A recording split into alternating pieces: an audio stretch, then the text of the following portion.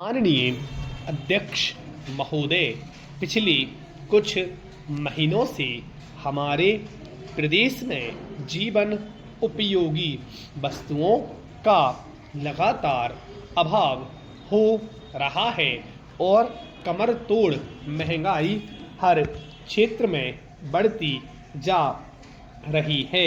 वैसे तो इस देश में स्वतंत्रता आने के बाद कांग्रेस ने जब से सरकार संभाली है, जब से लगातार गरीबी और महंगाई इस देश में बढ़ती जा रही है, परंतु जितने जोर शोर से बहुमत दल गरीबी हटाओ, गरीबी मिटाओ और समाप्त करने की घोषणा करता जा रहा है, उतनी ही तीव्रता से दोनों अभिश्राप प्रदेश में और सारे देश में बढ़ते जा रहे हैं।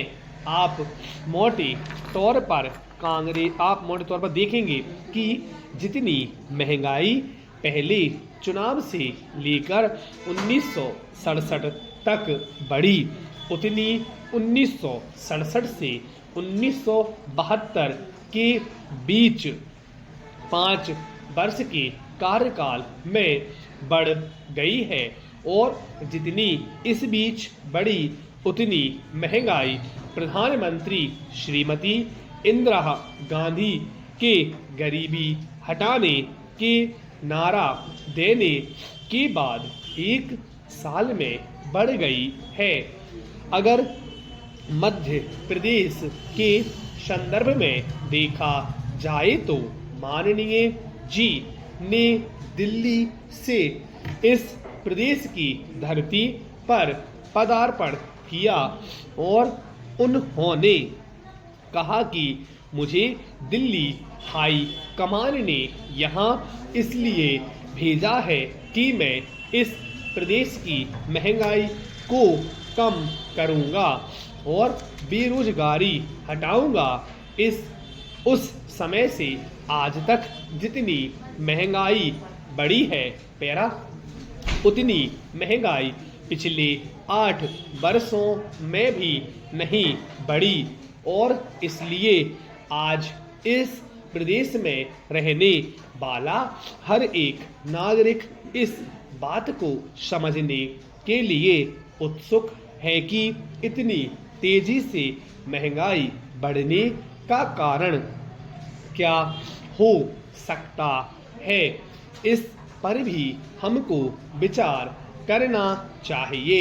अध्यक्ष महोदय, मेरे विचार से तो इस देश में महंगाई बढ़ने के 2 ही कारण हो सकते हैं।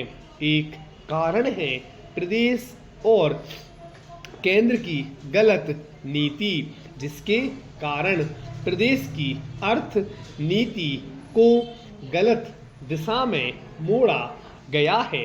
बिना सोचे विचारे हमारे देश की अर्थ नीति का निर्धारण किया गया और इसके साथ ही साथ नियोजन के नाम पर इस देश में प्राथमिकता पर बिना विचार किए हुए विदेशों की अनाधुंध नकल करके कर्जे लिए जा रहे हैं।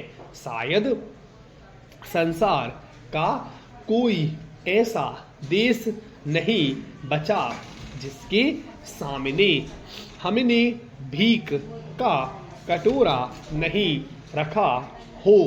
हमने उस भीख के पैसे से जो गलत योजना बनाई, उसके कुपरिणाम के रूप में आज महंगाई घास की तरह बढ़ती जा रही है।